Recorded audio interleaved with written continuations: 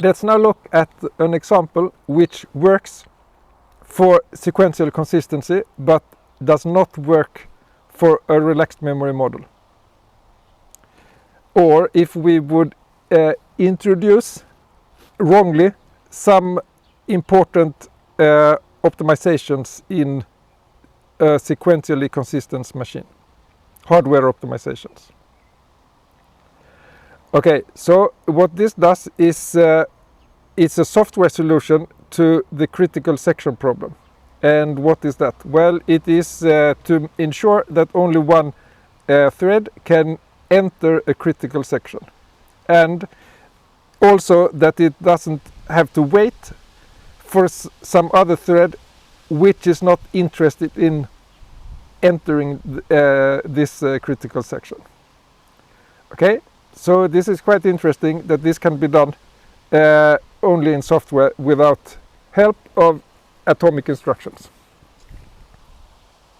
And how does it work? Well, first there are two variables, flag, one for each thread, and what it does is to say that, I mean, if a flag is true, it means that the corresponding thread is interested in entering the critical section. And then we have to keep track on whose turn it is to enter the critical section. Okay, so this work function has the parameter with value 0 or 1, depending on which thread it is. And it loops forever, and the thread must say it is interested, I mean, if it is now, as in this code, that it is interested in entering the critical section. And then, if the other thread is not interested, then it can ignore the other thread, so that fulfills the criteria that entering the critical section should not be delayed by a thread which is not interested. So suppose the other thread is not interested, then we just enter it and leave it and say that it's the other thread's turn and that we are not interested. Okay, so then the other thread can do it if it realizes it needs to enter this critical section. But the interesting thing is when both are interested in entering the critical section.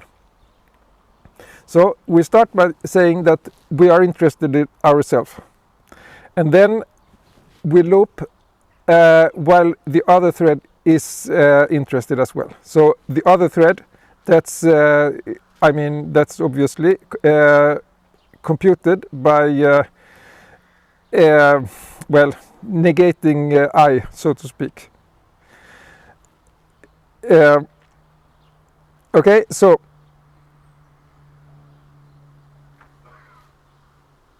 I should just I cannot resist but making a remark here. Since this is a bool,